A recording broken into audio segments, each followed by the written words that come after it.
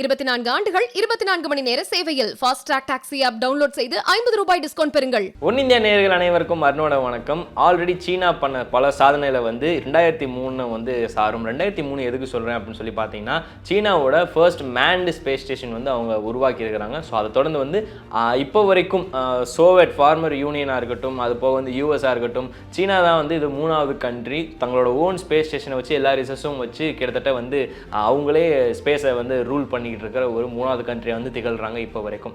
இப்பேற்பட்ட ஒரு கண்டிஷனில் ஷென்சோ 18 அப்படின்ற ஒரு மிஷனுக்காக 3 பேர் கொண்ட குழுவை ஸ்டேஷனுக்கு அனுப்ப போகிறாங்க. டியாங்கோ ஸ்பேஸ் ஸ்டேஷன், அதுதான் சீனாவோட ஸ்பேஸ் ஸ்டேஷன் விண்வெளியில் இருக்கிறது. ஸோ அதுக்கு அனுப்ப போகிறாங்க.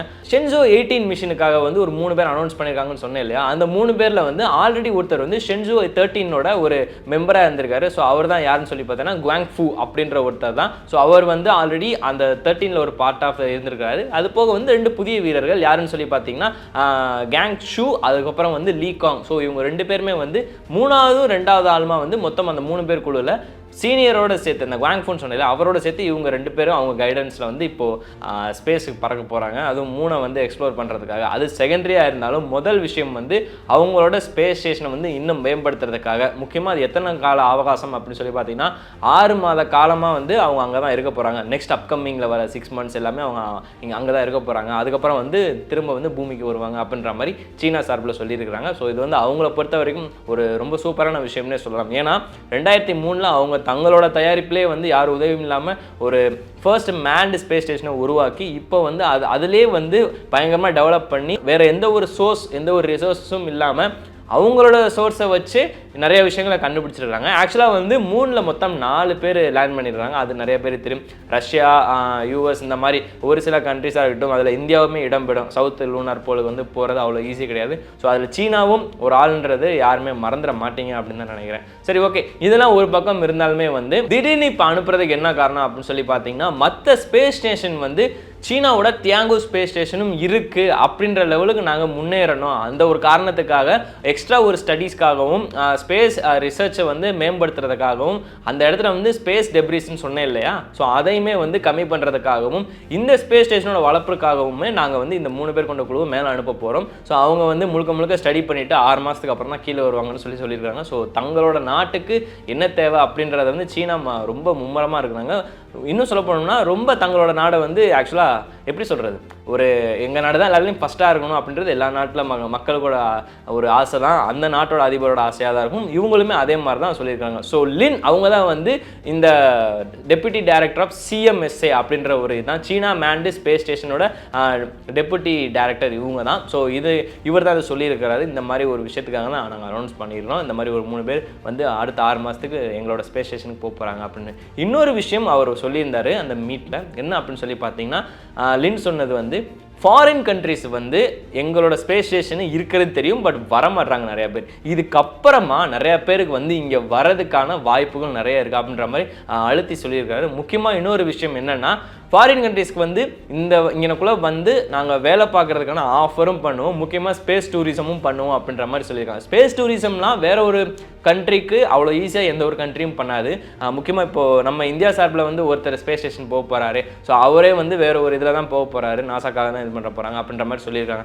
அப்போ அப்படி இருக்க ஒரு பட்சத்தில் அதர் கண்ட்ரீஸ்க்கு நாங்கள் ஸ்பேஸ் ஸ்டேஷன் டூரிசம் பண்ணுறோம் அப்படின்ற மாதிரி ஒரு விஷயம் அவ்வளோ ஈஸியாக யாருமே ஆஃபர் பண்ண மாட்டாங்கன்னு தான் நான் சொல்லுவேன். ஏன்னா இப்போ வரைக்கும் அப்படியே நடந்துகிட்டு இருக்கா. யூஎஸ்ஏவாக இருக்கட்டும், இல்லை உங்களுக்கு ரஷ்யாவாக இருக்கட்டும், இந்த மாதிரி ஸ்பேஸ் ஸ்டேஷன் ஓன்டு கண்ட்ரிஸ் எல்லாமே இப்போ வரைக்கும் அந்த மாதிரி ஆஃபர் பெருசாக எதுவுமே பண்ணலை. இந்தியா சார்பாக ஒருத்தர் போயிருக்காரு, ஃபர்ஸ்ட் ஸ்பேஸ் டூரிசம் பண்ண போறாரு அப்படின்னா அது இந்தியாவுக்கு போயிருவேன். அது நம்ம இஸ்ரோவால் அப்படின்னு டெவலப் பண்ணி அந்த மாதிரி போகலையே. 2035 இந்தியாவோட ஸ்பேஸ் ஸ்டேஷனை உருவாக்க போகுது அப்படின்ற மாதிரி ஆல்ரெடி சோம்நாத் சொல்லியிருந்தார் இல்லையா? ஸோ அப்பேற்பட்ட ஒரு கண்டிஷனில் சீனா இந்த மாதிரி ஆஃபர் பண்ணுறது, மற்ற கண்ட்ரிக்கு ஆஃபர் பண்ணுறது ஒரு மிகப்பெரிய விஷயம் தான் சொல்லி ஆகணும்.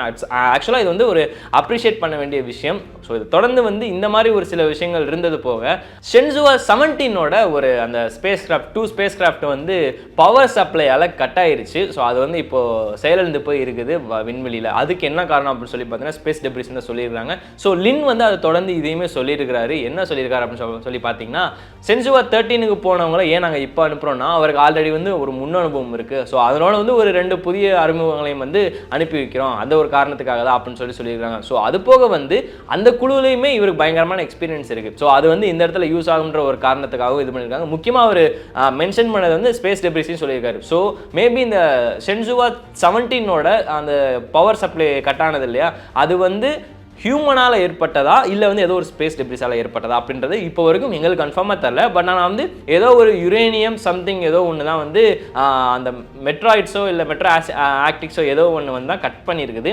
அது மட்டும் இவங்களால் உறுதியாக சொல்ல முடியும் அப்படின்ற மாதிரி சொல்லியிருக்காங்க. ஸோ ஆக்சுவலாக வந்து அவங்க பின் பண்ணியிருக்கிறது ஒரு ஸ்பேஸ் டெப்ரிஸ் ஏதோ ஒன்று வந்து யுரேனியமா இல்லை ஏதோ ஒரு மெட்டலோ வந்து பவர் சப்ளை செயினை வந்து கட் பண்ணியிருக்குது அப்படின்ற மாதிரி சொல்லியிருக்காங்க. அது போக வந்து மெட்ராய்ட்ஸ் ஆயிட்ஸாக கூட இருக்கலாம் அப்படின்ற மாதிரி சொல்லியிருக்காங்க. ஸோ இந்த ரெண்டு விஷயத்தை தவிர்த்து மூணாவது வந்து ஹியூமனாக இருக்கலாம்ன்ற மாதிரி மென்ஷன் பண்ணியிருக்காங்க. இந்த இடத்த வந்து அவர் ஏன் மென்ஷன் பண்ணார் அப்படின்றது எனக்கு தெரியல. பட் இருந்தாலுமே வந்து ஏதோ ஒரு குறிக்கோள், இது ஏதோ ஒரு காரணமாக இருக்கும். ஸோ அந்த ஒரு காரணத்துக்காக தான் லின் வந்து இந்த மாதிரி மூணாவதாக வந்து ஹியூமனோட ஆக்டிவிட்டிஸ் ஏதாவது ஒன்று இருக்குமோ அப்படின்ற மாதிரி ஒரு டவுட் படுறாருன்னா அவர் வந்து சொல்லியிருக்காரு ஆக்சுவலாக. ஸோ இந்த ஷென்சுவா 17ஓட ஸ்பேஸ் சப்ளை செயின் வந்து கட் ஆனதுனால ரெண்டுமே வந்து செயலிழந்து நிற்கிது. 2 ஸ்பேஸ் கிராஃப்ட் இருக்குது. ஸோ அது செயலிழந்து நிற்கிது. அதுக்கு வெளியே வந்து ஆஸ்ட்ரோனாட்ஸ் வந்து வெளியே ஒர்க் பண்ணிகிட்டு இருக்கிறாங்க வெளியே விண்வெளியில். ஸோ இது போக வந்து பார்த்திங்கன்னா இப்போ 18 வந்து லான்ச் ஆக போகுதுன்றாங்க. ஸோ லான்ச்சுக்கு வந்து இந்த மாதிரி ஒரு விஷயங்கள்லாம் செயல்பட போகுது, இந்த மாதிரி ஆஃபர்லாம் பண்ண போகிறோம்னு சொல்லியிருக்காங்க. சீனா வந்து எல்லா விஷயத்துலையுமே நாங்கள் வந்து பக்காவாக இருக்கணும் அப்படின்ற மாதிரி வந்து ஒரு முடிவு எடுத்துகிட்டு தான் எல்லாத்துலையும் இறங்கியிருக்கிறாங்க போல். அவங்க அடுத்தடுத்து கொடுக்குற அப்டேட் எல்லாமே வந்து அப்படி தான் இருக்குது. ஸோ இஸ்ரோவை பொறுத்த வரைக்கும் ஸ்பேஸ் டெப்ரிஸ் வந்து 2030 ஃப்ரீ ஸ்பேஸ் டெப்ரிஸ் அப்படின்ற மாதிரி சொல்லி அந்த ஸ்கீமை இனிஷியேட் பண்ணுறதா இருக்கிறாங்க. ஸோ 35 வந்து ஸ்பேஸ் ஸ்டேஷன் லான்ச் பண்ண போகிறாங்க அப்படின்ற மாதிரி சொல்லியிருக்காங்க. பட் சீனா வந்து ஆல்ரெடி பண்ணதுலேயே வந்து இன்னும் கொஞ்சம் மேம்படுத்தலான்ற மாதிரி பண்ணியிருக்காங்க. ஸோ சீனா வந்து எல்லாத்துலேயுமே ரஷ்யாவாக இருக்கட்டும், அமெரிக்காவாகட்டும், எல்லாருமே விட நாங்கள் கொஞ்சம் பெரிய ஆள் அப்படின்ற மாதிரி எல்லா விஷயத்துலையுமே ஒவ்வொன்றும் பண்ணிட்டு தான் இருக்காங்கன்னு தான் சொல்லியே ஆகணும். ஒவ்வொரு விஷயத்துலையுமே இப்படி பார்த்து பண்ணுறாங்க. ஆக்சுவலாக இதுக்கு முன்னாடி எவ்வளோ பண்ணாலும் இது வந்து இன்னும் ஒரு எக்ஸ்ட்ரா ஒரு ஆஃபரை வந்து மற்ற கண்ட்ரீஸ்க்கு ஸ்பேஸ் டூரிசம் கொடுக்குன்றது நம்ம முன்னாடி சொன்ன மாதிரி தான் ஈஸியான விஷயமே கிடையாது. பார்க்கலாம் சீனா வந்து இதுக்கப்புறம் என்னென்னலாம் சூப்பராக பண்ண போகிறாங்க அப்படின்னு. இதுக்கப்புறம் அவங்க சக்ஸஸ்ஃபுல்லாக வந்து ரிட்டன் அவங்க 3 பேருமே பூமிக்கு வரன்றதை நம்ம கேட்டுக்கலாம். வேற ஒரு வீடியோவில் இந்த அருணங்க சந்திக்கிறேன். Until then by.